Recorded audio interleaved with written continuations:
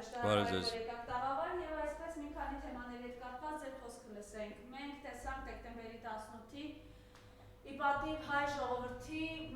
կապնեց հավատավոր ժողովուրդը, քաղաքական ընդդիմադիր ուժերը, վերջի շրջանում երևի առաջին անգամ միասնաբար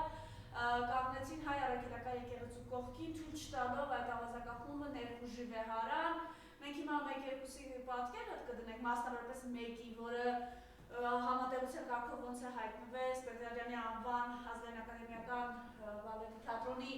փոխտնօրենի պաշտոնին, թարել էր եկեղեցու սյուներին եւ այդ իրանց այդ սակավաթիվ մարդկանց ասում մտեք, գրեք, ինչի հետևանքով նաեւ Տեր-Վրթանեսը ստացավ կաթված։ Բայց այդ օրը պատիվ բոլորիս կանգնեցվեց այդ հաղորդակցումը Նիկոլ Փաշինյանը երեք արդեն տեղեկություններ եկան, որ ինքն է պատրաստվում արդեն առաջիկա կիրակի գրոհելու մայր տաճարը։ Ինչ ունենք անելու այս մասով, որպեսզի թույլ չտանք վերջին հիմնասյունը խախտվի։ Առաջին հերթին եկեք եւս մեկ անգամ փաստենք, դա շատ կարեւոր է։ Մեր ժողովրդի միասնությունը այդ օրը եւ քաղաքական ուժերի եւ հասարակական կառույցների միասնությունը, սա շատ կարեւոր փաստ էր եւ միասին շարժումը նույնպես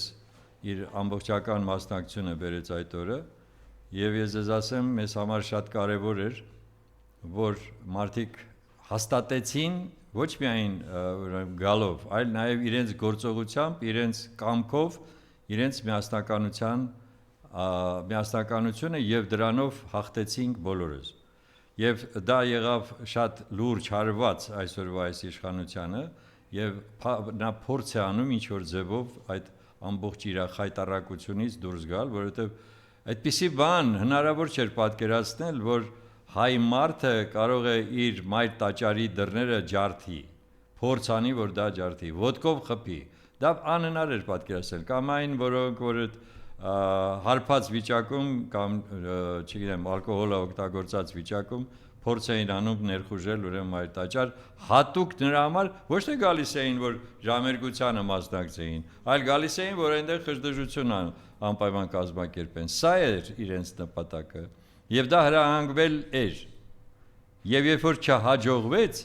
նոր հրահանգվեց, որ հեռանան, որովհետեւ ոստիկանությունը այդ մարդկանց նույն րոպեին կարող էր ուղակի ձերբակալել եւ հեռացնել այդ տարածքից։ Ինչը չարվեց, երևի թե 20 րոպե առնվազն մենք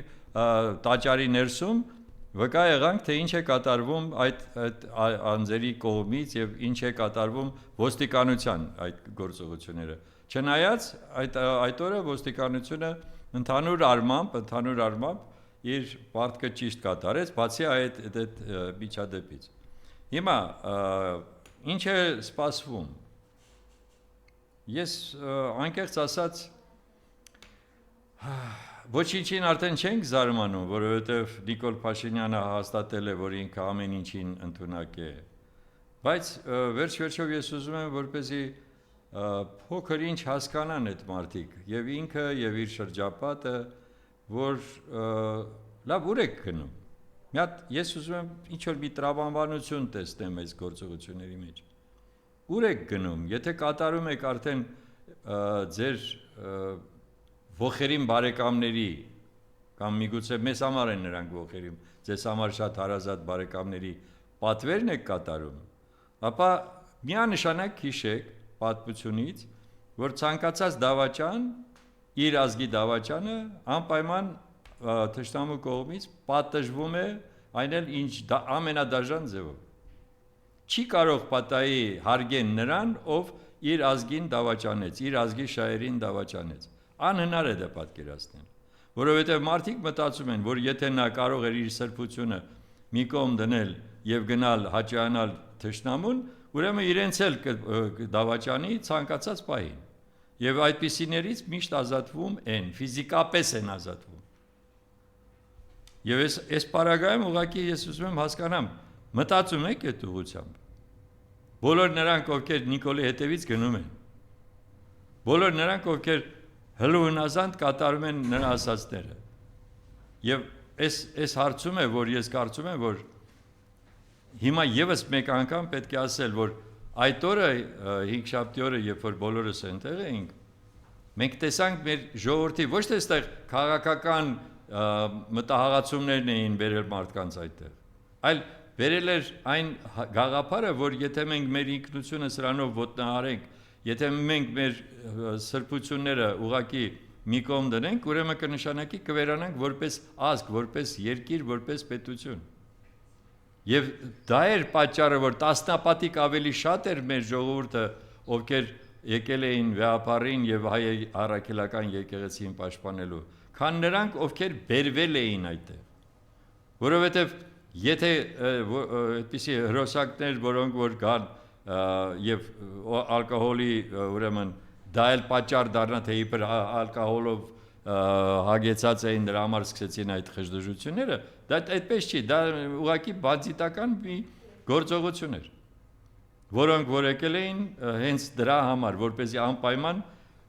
ուրեմն հարձակվեին մայր տաճարի եւ թույլ չտային, որպեսզի վեհապարը ժամերգությունը ավարտեր։ Իդեպ ի պատիվ վեհապարի պետք է ասել, որ ինքը մի պահ անգամ չընդհատեց իր խոսքը, իր քարոզը, չնայած այնտեղ իսկապես լարված իրավիճակ էր, եւ մինչեւ վերջ ասաց այն, ինչ որ ինքը ուզում էր ասել, էլի նորից ուղղված ժողովրդին, որ սա բոլորիս տաճարն է, սա մեր հայոց տաճարն է եւ այստեղ չի կարելի այդպիսի քայլեր, գործողություններ կատարել։ Հիմա տեսեք, այս թարածը Դուրգարյանը փոխտնօրենը Սպենսերյանի պատրոնի ինչ էր ասում, սրա եղբայրները իրարցին ասում են, օդը չէր հերիքում, եղբորը դրա համար էր թարել շիմաքարերի պղծելով, ոտնատակ տալով, որպեսզի օդը հերիքի։ Սրան ինչ ունեք ասում։ Բայց դրան ինչ պետք է ասենք։ Դրանք մարդ են, որ ես հիմա նրանց բան պատասխանեմ։ Չէ, բայց այդտեղ կա ինչ որ արդարացում, հա։ Այսինքն մենք բոլորիս օդը բավարարում էր, իրեն միակ նա էր, որ չէր բավարարում, կամ եթե չէր բավարարում, հեռանայր այդ տարածքից։ Մենք այդ անհետեցությունները պետք է հիմա քննարկենք, ավելորդ ժամանակ կորցնենք։ Դրանք որ իրավունքով են ուրեմն նրանք զբաղեցնում այդ պաշտոնը, թող մտածի մյուս իրանց ղեկավարը Դուրգարյանը։ Ինքը թող մտածի, թե ով է իր մոտ տեղակալ նշանակված։ Եվ եթե դա իրականում ինքը իսկապես արվեստի մարդ է, ուրեմն ինքը չի հանդուրժեր այդպիսի մարդուն, որը լինի իր մոտ տեղակալ։ Այնպես որ դրա մասին խոսելը անիմաստ է։ Ես ասում եմ, դա հրոսակախումբ էր, որը հատուկ բերված էր։ Իդեպ այդ մի բանն էլ ասեմ, ինչու են իրենք այդպես հիստերիկ վիճակում, որովհետև նրանք ովքեր ստիպված եկել էին, ասենք որևէ կոլեկտիվի անդամներ, դա կլիներ մանկապարտեզի, դպրոցի, համայնքապետարանի, չգիտեմ ինչի, նրանք ամոթից կամաց հեռանում էին։ Մեր աչքի առաջ տեսել ենք ոնց էին մարդիկ հեռանում այդ տարածքից, որովհետև իրենք էլ էին հասկանում, այսուր են եկել, ինչի համար են եկել։ Իսկ մնացել էին ընդամենը մի քանի 100 մարդ, որոնց բերել էին հատուկ այդ գործողությունները կատարելու։ Հիմա ինչ վերաբերում է այս Կիրակի օրվա հետ կապված։ Ներողություն, այս մասը ուղղակի միջանկյալ հարց, սա ցույցիչ է, որ այլևս Նիկոլը մարդ չունի իրապես, որտեղ այո, այնտեղ ականատեսներն ասում էին, եկել են հա կավա սրա նման 1-2-ը սենց ջեներալորեն կանեն գորգորան, այն Տավրոսը, չգիտեմ ինչ ուզի ցույց տար, որ թե կորիս մորը կամ հայի ակները չեսնի, բայց ասում են այո, այդ մի մասը որոնց բերել էին, խեղճ ու կրակ, չգիտեին ով են, ինչի համար են եւ ուր են եկել։ Ուրեմն ինչ վերաբերում է իրենց վարկանիշին, իրականում մենք վաղը ասուլիս ենք հրավիրել մեր կուսակցության կենտրոնական գրասենյակում միասին շարժման կողմից իրականացված ավելի շուտ սոցիոլոգիական խումբը, որը իրականացրել է մեր առաջարկով այդ հարցումը, մենք վաղը շատ մանրամասն կներկայացնենք դրա արդյունքները, որոնք շատ հետաքրքիր են եւ շատ տարբերվում են որոշ գիտեք նրանց հարցումներից, ովքեր որ դա անում են պատվերով։ Մերը առանձին շատ օբյեկտիվ իրավիճակ է եղել, այդպես որ մենք կարող ենք հատկապես ասել այն ոլորտների գնահատականները, որոնք որ վերաբերվում են այսօրվա իշխանության քաղաքականությանը։ Հիմա տեսեք, այն որ նրա վարկանիշը եւ ամբողջ այդ ԿՊ-ի վարկանիշը ցածրագույն վիճակում է, իրենք շատ լավ գիտեն, մեզնից ավելի լավ գիտեն։ Եվ նրանք հասկանում են, որ այս պայմաններում, եթե այս ձևով գնան, ապա ժողովրդի միասնությունը հաստատվելու է եւ այդ դեպքում լինելու է քաղաքական նաև ուժերի որոշակի ուժերի միասնություն, որը բերելու է լրիվ ուրիշ ուղղակի կարող է բերել հաղթանակի, իրենք դա հասկանում են։ Դրա համար ռեպրեսիվ ապարատը շարունակում է աշխատել։ Եվ ռեպրեսիվ ապարատ հասկացողությունը հիմա քանի գնում պետք է նեղանա, որովհետև կան իրավապահ մարմիններում մարդիկ, որոնք շատ լավ հասկանում են եւ գիտակցում են, թե ինչ է կատարվում մեր երկրում եւ երկրից դուրս։ Մեկ բան, որը մեր ժողովրդին անհրաժեշտ է ասել միշտ, ամեն օր է պետք ասել։ Ժողովուրդը պետք է իմանա, որ հույս չպետք է դնվի, չգիտեմ, օտարի կամ չգիտեմ, բարեկամի կամ քերու, ամբողջ հույսը մենք ենք, մենք մեր Հայաստանի Հանրապետության քաղաքացիները եւ մեր ազգը, որը սփռված է աշխարհով մեկ։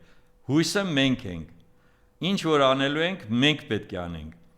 Եվ ոչ մեկի վրա պետք չի հույս դնել, թե իբր կգան մեր փոխարեն կանեն, ոչ ոք, ով որ փորձի ինչ որ բան անել Հայաստանում ընտրությունների հետ կապված կամ ընտրություններից հետո, անելու է իր շահից ելնելով։ Իսկ մեզ այսօր պետք է որ հայկական շահը լինի միայն։ Հայաստանի եւ Հայաստանի Հանրապետության եւ հայ ազգի շահը, որը նշանակում է, որ ուրեմն դա միայն ու միայն պատրաստ է լինել բոլոր փորձությունները դիմագրավելու եւ այդ փորձություններից ազատվելու համար։ Եվ այս պարագայում է, որ դեռ շատ բան կա անելու առաջիկայում, դրա մասին առանձին խոսենք, ես ուզում եմ ավելի կենտրոնանալ, որպեսզի հասկանալի լինի, թե ինչ է նշանակում, երբ որ մենք ասում ենք, որ հույս պետք է դնենք մեզ վրա։ Տեսեք, Թուրքիայի շատ հեղինակավոր երկու օրաթերթ տպագրել են հոդվածներ, որոնք վստահաբար կապված են իշխող ուժի հետ եւ հավանաբար ներկայացնում էին պարոն Էրդողանի տեսակետները, որտեղ շատ պարզ ասվում էր հետեւյալի մասին, որ Աթաթուրքի հաղթանակից հետո հիշում եք 20-23 թվականների այդ իրադարձությունները, որոնք արդեն Աթաթուրքի ժամանակ էին, որ Աթաթուրքի այդ հաղթանակից հետո այսօրվա Հայաստանի նկատմամբ հաղթանակը ամենակարևորագույններից մեկն է։ Ինչ է նշանակում այդ հաղթանակը։ Դա նշանակում է իրենք են ասում։ Դա ասում են, որ այլևս Նիկոլ Փաշինյանը ցեղասպանություն եզրույթը չի օգտագործում։ Դա իրենց հաջողությունն է։ Արցախը հանձնվել է եւ նույն պատկերացումը ունեն Արցախի ապագայի վերաբերյալ ինչպես թուրքերը, այնպես էլ Հայաստանի այսօրվա իշխանությունները։ Դուք մի հատ փորձեք հասկանալ, այս երկուսի լեդեր միայն իմաստը։ Մարդիկ բացահայտ ասում են, որ հասել են նրան, որ Հայաստանի կառավարող ուժը եւ ինքը ղեկավարը լիովին համընկնում է նրա քաղաքականությունը, լիովին համընկնում է Թուրքիայի քաղաքականության հետ։ Եթե դա վերաբերվեր, ասենք թե տնտեսական ինչ որ կապեր հաստատելուն, կամ անգամ եթե լիներ քաղաքական եւ այլն, դա գտնեինք, ասեինք, հա, ինչ վատ է որ։ Բայց խոսքը գնում է մեր պատմական, մեր իրավական բոլոր ուրեմն հարցերի վերաբերյալ, որոնք մեզ համար դա սրբություն են։ Մենք չենք կարող հեռանալ եւ մոռանալ, ասել, որ ցեղասպանություն չի եղել կամ ցեղասպանությունը եղել է ոչ թե թուրքերի, այլ ինչ որ մեկ ուրիշի պատճառով։ Մենք չենք կարող ասել, որ Արցախը հայաթափվել է, որովհետեւ մեղավորը եղել է հայ ժողովուրդը։ Մենք չենք կարող այդ ամեն ասել։ Մենք չենք կարող ասել, որ ուրեմն Թուրքիան չի ամենայն մեծ աջակցություն չի ցուցաբերել Ադրբեջանին 44-օրյա պատերազմի ժամանակ։ Ոչ միայն այդ բայրակթարներով, այլ ամբողջ ղեկավարությամբ։ Արդեն դրա մասին քանի անգամ ասել ենք, եւ այս պայմաններում, երբ որ Հայաստանի Հանրապետության ղեկավարը շնորհակալություն է հայտնում ինչ որ մի ճանապարհ բացելու համար, որով ընդամենը երրորդ սորտի ուրեմն ծորեն ու երրորդ, չգիտեմ որ երրորդ երկրից բենզին, որը որ չգիտես ինչ որակ է ունենալու կամ ինչի համար է գալիս, հա մի մասնավոր կամպանիա բերում է այդ բենզինը։ Ուրեմն դրա համար շնորհակալություն հայտնել, մոռանալով թե ինչ է արել Ալիևը այս ընթացքում հայ ժողովրդի դեմ, մեր հազարավոր ուրեմն կորուստները մոռանալ որ տարածքներն են օկուպացված, մոռանալ, որ նա հոխորտում է եւ այլի շարունակում է թե անկլավներ պետք է վերադարձնեք, սահմանադրություն պետք է փոխեք, ուրեմն հետնել 300,000 ադրբեջանցի պետք է գա Հայաստան, վերադարձ բառը չի ասում այնտեղ, ուրեմն այս ամենը թողած մի հատ Այն էլ մասնավորը, որը որ բերում է ընդամենը իր ապրանքը այդ տարածքով, ինքը դրա համար շնորհակալություն է հայտնել։ Ինչ էր ասում դասականը, դե արի ու մի խելագարվի, հա։ Այո։ Եվ այս պայմաններում մենք փորձում ենք ինչ որ խնդիրներ քննարկել, որոնք գիտեք ինչ, սովորական մարդը անպայման պետք է մերժեր։ Չեմ խոսում քաղաքական դեմքերի մասին կամ կառավարող մարդկանց մասին։ Ինձ մոտ այն տպավորությունն է, որ այս մարդիկ, հատկապես դրա շրջապատը, այն փորի ու փորից ներքև եղած մարմնի հատվածներով են մտածում։ Ոչ թե ուղեղով, ոչ թե սիրտ է թելադրում, ոչ թե գիտակցությունն է թելադրում, այլ այդ փորը եւ մնացած այն մյուս հատվածներն են իրանց թելադրում, թե ինչ է պետք անել, ինչից բավականություն ստանան։ Այստեղ է որ հիմա գալիս է ոչ թե մենք հիմա շարունակենք անդադ քարոզ կարդալ նրանց գլխին, այլ խոսքը գնում է նա մասին, ոնց շարունակենք եւ դա իդեպ ասած, այնտեղ հավաքվածները, եկեղեցու մոտ հավաքվածները, մեր մարդիկ, մեզ միանշանակ ինձ շատ դուր եկավ այդ անձի մեզ ուղղված հարցը, երբ որ ասեց Տեսակ, որ մենք ապահովեցինք մեր ժողովրդի միասնականությունը, ասեցինք, այո, տեսանք։ Ասեց, դե հիմա դուք գնացեք ապահովեք քաղաքական ուժերի միասնությունը։ Հիմա այդպիսի խնդիր է դրված մեր ժողովրդի կողմից։ Անհրաժեշտ է, որպեսզի հստակ լինի, ոչ թե ես ունենամ 10 տեղ կամ խորհրդարանում կամ 5 տեղ կամ անգամ 20 տեղ, դա չի խնդիրը։ Որովհետև Այն ինչ որ հիմա է կատարվում, դա շարունակությունը լինելու է կորուստը ամբողջ Հայաստանի եւ ձեր ապագա տեղերը ոչ մի նշանակություն չեն ունենալու։ Եթե դու Հայաստանը դարձնես վիլայետի մակարդակի մի հատված։ Գոնե այդ ուղղությամբ մտածեք։ Ռուսաստանում խորի շնորհակալություն Ալիևին, այն իրականության մեջ, որ այլևս Բաքվի դատարաններում վերջնական վճռներն են հրապարակում մեր ռազմագերիներին եւ նաեւ տեսանք շնորհակալություն է հայտնում Ռուսաստանի նախագահային խաղաղության օժանդակելու համար, բայց գալիս է Հայաստան այդ հակառուսական քարոզը, հակառուսական էմոցիաները անընդհատ կրակ տալիս, զարգացնում ու նաեւ տեսանք, որ Ռուսաստանում ըստ այլևս հստակ են դնում, որ դու երկու լարի վրա խաղ չես կարող անել եւ ԵԱՏՄ անդամներ եւ ԵՄ անդամներ որոշելու ժամանակն է։ Գիտես Մարիամ ջան, դրա հետ համամիտ չեմ։ Պարզ ասեմ, որ եթե ուրեմն այն ընդունելությունը, որին ինքը արժանացավ այնտեղ, եւ հաշվի առնելով, որ վերջապես հայ առաքելական եկեղեցու դեմ այդպիսի ահագնացող եւ շատ վտանգավոր հարձակումը շարունակվում է եւ դրա մասին որևէ խոսք չխոսել եւ ընդհանրապես շեշտել մեր տնտեսական, այսպես կոչված հաջողությունները կամ առևտրային այդ սալդոյի ավելացումը եւ այլն, ես դրանից որևէ լուրջ տպավորություն չեմ ստանում եւ երկրորդը իրականում չեմ կարծում, որ այստեղ պետք է հաշվի առնել, թե մենք մնում ենք ուրեմն տնտեսական այդ միության մեջ, թե չենք մնում։ Իհարկե դա մեծ իրենց համար հասկանալի է, որ շատ մեծ պրեֆերենցիա է, որովհետև ստանում են բավականին մեծ օգուտ եւ պարզ է, որ դուրս գալ չեն ուզենա, միանշանակ է։ Այլ հարց է, թե վերջապես ինչպես է մեր դաշնակից երկիրը, եթե շարունակում է մնալ դաշնակից, ոնց է գնահատում նաև այն իրավիճակը, ես չեմ ասում, որ նրանք պետք է միջամտեն Քավլիցի մեր ուրեմն գործերին, բայց այն, որ նույն Ռուսիո պատրիարքը Կիրիլը ոչ մի կերպ չի արձագանքում, թե ինչ է կատարվում մեր եկեղեցու դեմ, ինձ համար դա ընդունելի չէ։ Եթե այդպիսի անգամ այսպես գնահատական չի տրվում, թե վերջով 3 միլիոն հայ է ապրում Ռուսաստանում եւ այնտեղի այդ ձայնն էլ մենք չենք լսում, որովհետեւ տեսեք ինչ որ հրանք չեն ստացել։ Ես սա էլ չեմ կարող ես դրա հետ համամիտել եմ։ Սարգսյան Alfa-News-ով ռեպորտաժ է պատրաստել, որ Սանկտ Պետերբուրգում հայ համայնքը բողոքի ակցիա է արել կառավարությունը իդեմս Փաշինյանի բռնաճնշումներ է իրականացնում հայ ժողովրդի եկեղեցու սրբազանների Սամվել Կարապետյանի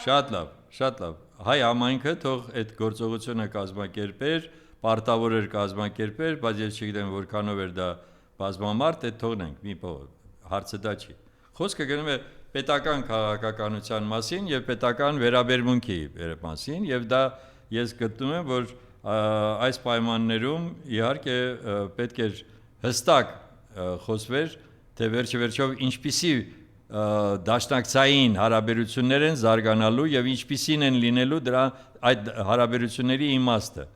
մենք արդեն բազմիցս ես դրա մասին խոսում եմ որ երրորդ տարին որ եթե դա իրոք դաշնակցային հարաբերություններ են ապա պետք է վերանայել 1997 թվականի պայմանագիրը եւ թարմացնել եւ արձիականացնել նրա բոլոր դրույթները ինչը չի արվում եւ ես արդեն դա համարում եմ որ շատ ավելի պայմանական է քան իրականում դա գործող է եւ այս հարցից բացի եթե Ալիևը հրաժարվում է գալ եւ մասնակցել եւ ես կարող եմ ասել որ դա հիմնականում իհարկե պատճառը նա է որ Թուրքիայի եւ Արևմուտքի հետ իրենց հարաբերությունները ավելի են գնահատում քան որևէ Ռուսաստանի կամ այս կամպանիայի հետ ապա դա էլ է համապատասխան գնահատականի արժանի եւ հիմա տեսեք միանշանակ է որ այս դավադրությունը որը կազմակերպված է Հայաստանի դեմ աշխատում են մի շարք պետություններ այդ թվում եւ Անգլիան է այստեղ իրեն գաղթի ծառայության կողմից աշխատում շատ վաղ տարիներից սկսած եւ Իսրայելն է որը շատ մեծ շահեր ունի այս տարածաշրջանում եւ չի թաքցնում դա եւ աշխատում է Ադրբեջանի օգտին եւ աշխատել է հատկապես պատերազմի ժամանակ մենք դա պետք է հասկանանք եւ դա Թուրքիան է միանշանակ եւ դա Պակիստանն է այսինքն այս պայմաններում մենք փոխարենը կարողանանք այլ ուրեմն դաշնակից պետություններ ձևավորել մեր շուրջ որպեսզի կարողանանք դիմադրել դրան որովհետեւ նրանք չեն էլ թաքցնում իրենց մտահղացումները դրա մասին արդեն խոսեցինք ուրեմն կնշանակի կատարում են այդ քարյակի կամ հնգյակի ծրագրերը որոնք դեմ են մեր Հայաստանի եւ հայ ժողովրդի շահերին բացահայտ դեմ են եւ մենք դրա հաշվին կորցնելու ենք ամեն ինչ քանի անգամ արդեն ասել ենք նրանք հող են նախապատրաստում եւ անկլավներ այսպես կոչված Տիգրանաշենի մասին է հիմնական խոսքը հետ տանը վերցնելու ուղակի խլելու եւ այն որ դրա հաշվին 300,000 ադրբեջանցի կամած ուրեմն սողալու են գան Հայաստան եւ դրա բոլոր հետևանքներով եւ այստեղ էլ հավանաբար բնակ ֆոնդը այնպես է ձևավորվում ով է տեսել որ Երևանում ես արդեն չգիտեմ տարեկան քանի շենք է կառուցվում երբ որ քննադատում էին նախկիններին որ այնտեղ մեծ քանակությամբ եւ գումար էին վերցնում եւ թույլատվություն էին տալիս շինարարության այս ամենը տասնապատիկ ավել հիմա է շարունակվում այսօրվա քաղաքապետարանը այս տարիների ընթացքում ինչքան շինթույլտվություններ է տվել Երևանում կառուցելու համար եւ ինքը արդեն Երևանը խեղդվում է չէ՞ այս ամբողջի մեջ կոյուղիները չեն գործում ջրատարները չեն գործում էլեկտրական սնուցումը չի բավարարում եւ այլն այս ամբողջը հաշվարկված չի այսպիսի քաղաք ունենալուն այսպիսի բնակչություն ունենալուն բայց նրանք շարունակում են որովհետեւ փող է գալիս փող այսա է ամբողջ խնդիրը եւ երբ որ խոսում են կոռուպցիայի դեմ պայքարի սկսեք ձեզանից առաջին հերթին երբ որ իրականում ցույց կտակ որ կոռուպցիայի դեմ պայքարում եք իրականում այլ ոչ թե ինչ որ մի ստրելեչնիկին որ գտակ որևէ մեկին մի հատ դատապարտեք հետո դրանով ասեք տեսեք ոնց ենք մենք պայքարում որևէ մեկը այն ովքեր որ պետք է պատժվեին իդեպ ասած ոչ մեկը չի պատժվել ոչ մեկը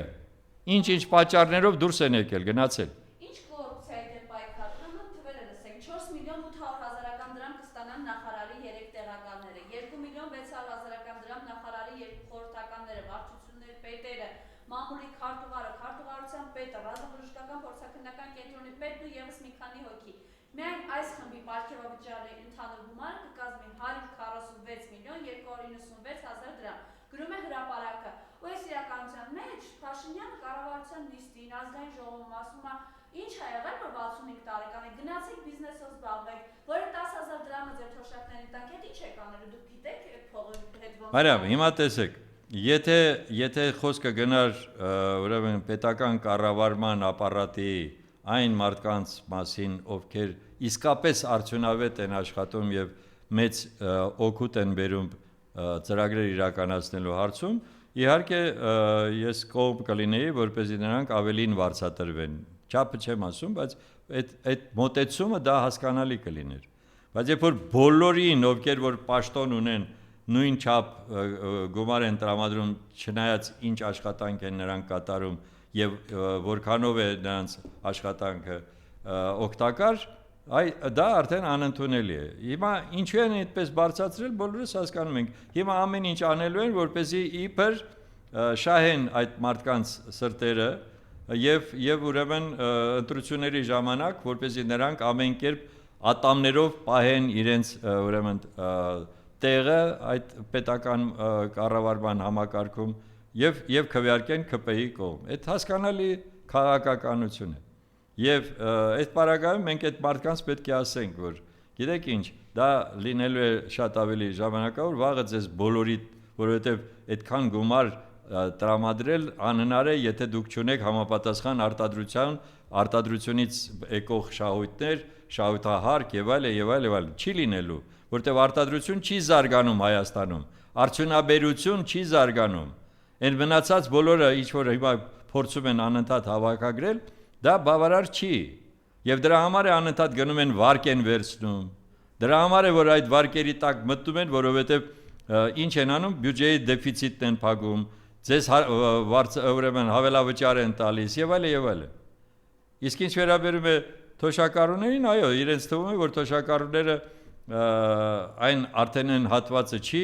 որը կարող է իրենց խանգարել իշխանության գլուխ մնալը։ Ես համոզված եմ, որ հակառակն է լինելու եւ մեր որոշակի այդ հարցման արդյունքները ցույց են տալիս, որ 50+ տարիքը, հատկապես կրթված մարդկանց տարիքը, ուրեմն դա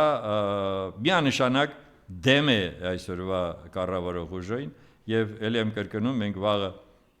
լրագրողներին ամենայն դեպս հրավիրում ենք մեր գրասենյակ ժամը 1-ին ասուլիսի եւ կներկայացնենք շատ ավելի մանրամասն այն տվյալները, որը մենք հիմա ստացել ենք։ Այնպես որ այստեղ եմ ուզում անդրադառնամ այդ հարցին։ Եթե գործեր այդ համապատասխան մոտեցումը, որ ով է իրականում ցույց տալիս արդյունավետ աշխատանք եւ դրա համար ավելի շատ է վարձատրում, դա կարելի է հասկանալ։ Բայց երբ որ սովորական մարդը նույն թոշակառուն չի կարողանում ապահովել իր սնունդը, որը տեսեք այս գների շեշտակի բարձրացումը ինչ է անում։ Նոր տարվա ընթացքում նոր տարուց հետո անհամեմատ ավելի է բարդանալու վիճակը։ Եվ այս պարագայում որքան է դիմանալու ժողովուրդը։ Այդպես հեշտ չի, որ իրանք ամեն ինչ այսպես զսպեն իրենց եւ համապատասխան ձևով լոյալ մնան այս իշխանությանը։ Չի լինելու դա։ Ես ուղղակի չեմ ուզում հիմա ավելի մանրամասնել, բայց առաջիկայում կլինեն այնպիսի իրադարձություններ, որոնք ցույց կտան, որ հայ ժողովուրդը քնած չի, հայ ժողովուրդը պատրաստ է պայքարին, ուղղակի սպասում է համապատասխան միավորման, ուժերի միավորման, որը կարող է առաջնորդել իրենց։ Եվ Միքայել Սրբազանը այս ընթացքում այս օրերին նախավիրահատական հետազոտություններ է անցնում, առաջիկայում կվիրահատվի, բայց խնդրում եմ այս անամոթությունը լսեք, երեք պարոն Դանիելյանը հանդիպել է։ Մինչև ձեր ասելը ես Տեր Վրդանեսին եմ ուզում ամենաառողջությունը ցանկանալ, որովհետև ես իրեն անձամբ չեմ ճանաչում, բայց գոնե Նարինե Դիլբարյանի պատմածից կարող եմ ասեմ, որ ինչ տպավորություն եմ ստացել եւ իր արածից ինչ տպավորություն եմ ստացել, երբ որ մարդը գիտեր, որ ինքը վատառողջ է եւ այդպիսի այլանդակի, որը որ պղծեց մեր տաճարը վերջ-վերջով, ինչպես էր ինքը նրա դեմ պայքարում։ Համենայն դեպս մարդը ընդամենը ասում էր, որ սրբապիղծ մի եղի, այդ էր իր ասածը եւ ստացավ սրտի կատվածքը։ Դրա համար ուզում եմ բոլորիս կողմից ուրեմն առողջություն ցանկանալ, որպեսզի այդպիսի մարդիկ երկար կյանք ունենան։ Եվ Միքայել Սրբազանի մասով Սրբազանը հայտնեց մի մտահոգիչ տեղեկություն, պարոն Դանիելյանն է նշում։ Իրեն չի թույլատրվել մասնակցելու կիրակնօրյա պատարագի եւ խոչընդոտվել է բժշկական կենտրոնում ծառայություն իրականացնող հոգեվոր տեսուչի Այցի Սրբազանին։ Ես խնդրեմ այս մասով ձեր տեսակետը արտահայտեք եւ Միքայել Սրբազյանը իր վերջին նամակում հիվանդանոցից նշել էր, որ ամոթի եւ այդ պատկառանքի մահն անգամ պատճառ չէր, որ այդ 10 տիրադավները իջնեին այդ մակարդակին կանգնելով կրկնակի, այսպես ասենք, կարգալից եղած ԱՎՂ-ի կողքին ու այդ սրբապիղծ արողակարգին մասնակցեին եւ դիմելով վեհապարը ասաց. «Խնդրում ենք վեհապար Հայրապետին, որ անհոգտող եւ անստասան մնա, կտրելով եւ դեն նետելով տիրոջ այգու չորացած տունկերը»։ Խոսքը 10 տիրադավների մասին է, խնդրեմ։ Ես Միքայել Սրբազանի խոսքերը չեմ կարող ոչ մեկնաբանել, ոչ միայն կարող եմ ողջունել իրեն, այո, որովհետև Միքայել Սրբազանը այն անհատներից է, որին երևի թե պետք է անհամեմատ ավելի բարձր գնահատել եւ Բագրատ Սրբազանին, բոլոր Արշակ Սրբազանին,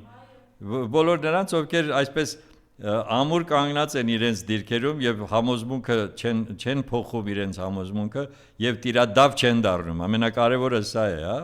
Եվ իհարկե առողջություն առաջին հերթին Սրբազանին եւ բոլոր նրանց, ովքեր հիմա անազատության մեջ են։ Առողջական լրջագույն խնդիրներ ունեն Մկրտիչ Սրբազանը։ Այո, Մկրտիչ Սրբազանը։ Ամենածանր պայմաններում բարաշենում է վերջինս պահում։ Նույնը Սամվել Կարապետյանի, նույնը տասնյակային մարդկանց, ովքեր այսօր Վահագ Չախալյանին օրինակ ես իմիջիալոց ուզում եմ հատուկ նաև շեշտեմ այդ տղայի տոկունությունը եւ նրա խիզախությունը եւ ընդհանրապես այն բոլոր նրանց, ովքեր որ իսկապես ցույց են տալիս իրենց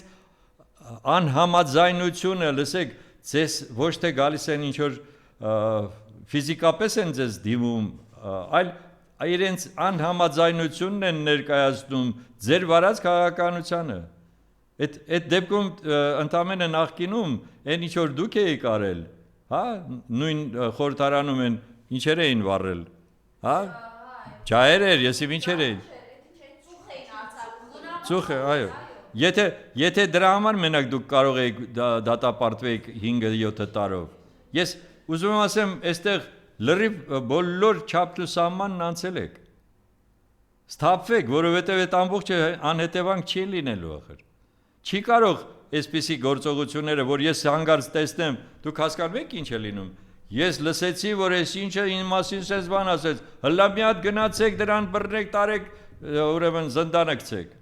դուք հասկանում եք ես ինչ է։ Ինչպես ինչ վիճակում էր Սամվել Կարապետյանի մասի, գրառումները, վարկյանի վրա ինչ գրառումներ էր։ Չէ, ես այդ ամեն ինչ, բայց ես ասում եմ, ես անընդհատ մտածում եմ, երեք նայում էի այդ ռեպորտաժը, այդ շնորհակալություն հայտնելու ժամանակ այդ Մեհեր Գրիգորյանը սենց գլուխը տարել էր այս կողմներն էր նայում, որ իբր թե ինքն էլ երևի, հա,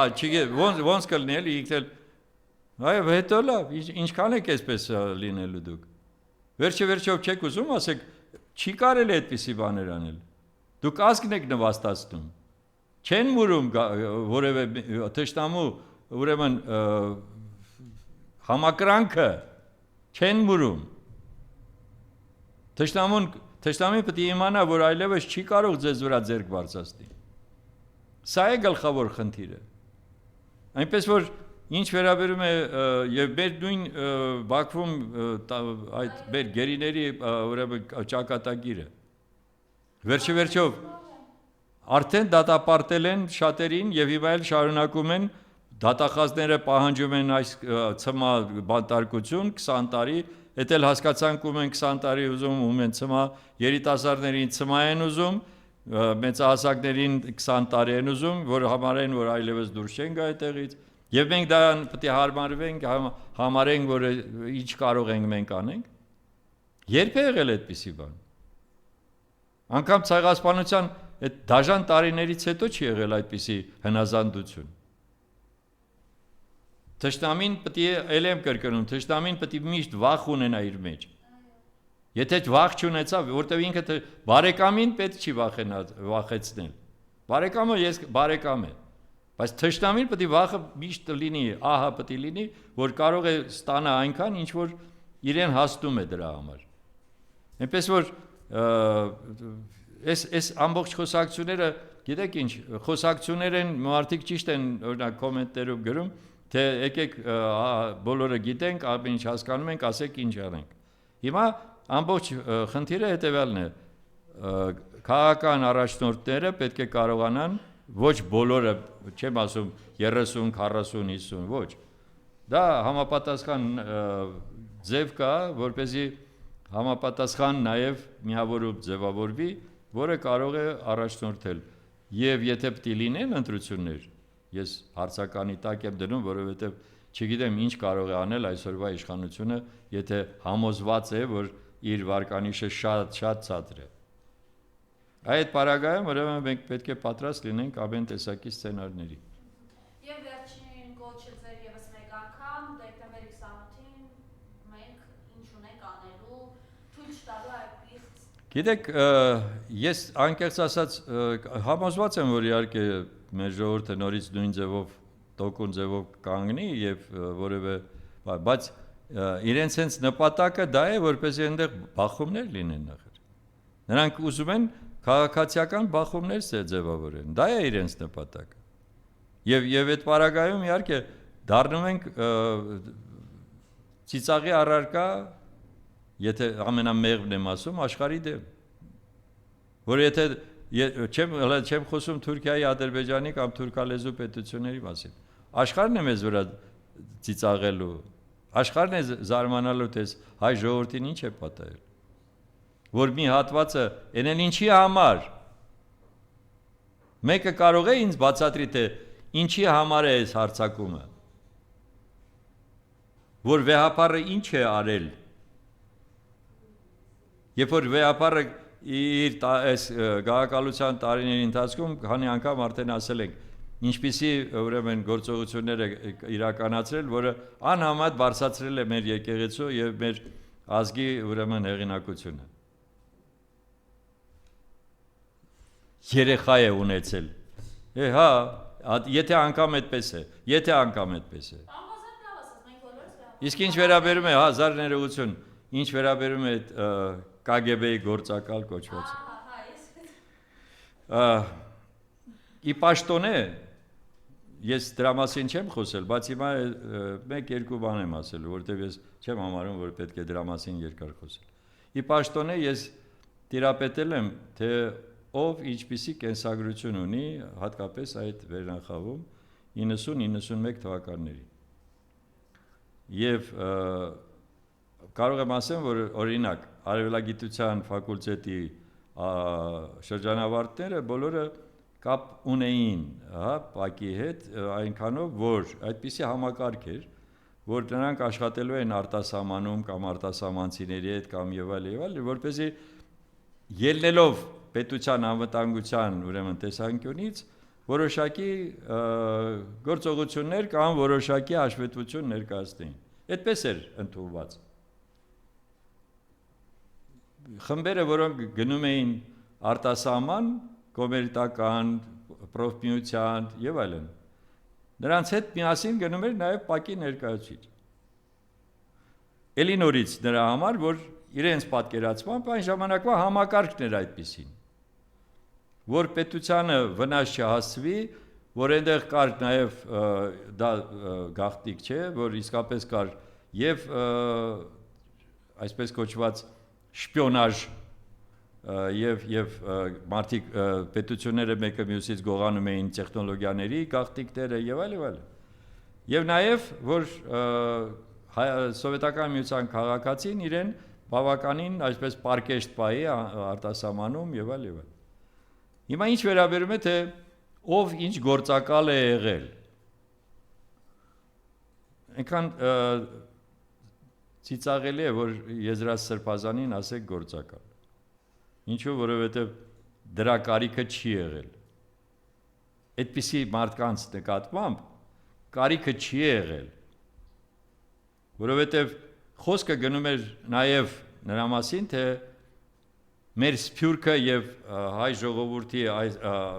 Հայաստանի ժողովուրդը ինչպես են իրար հետ հարաբերվում։ Մեզ դա էլ էր շատ կարևոր հանգամանք այդ ժամանակ։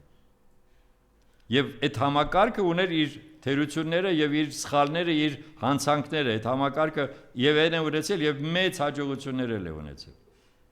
Ինչպես ցանկացած համակարգ, որն ուզում եք վերցեք, հիմա վերցեք Միացյալ Նահանգների համակարգը։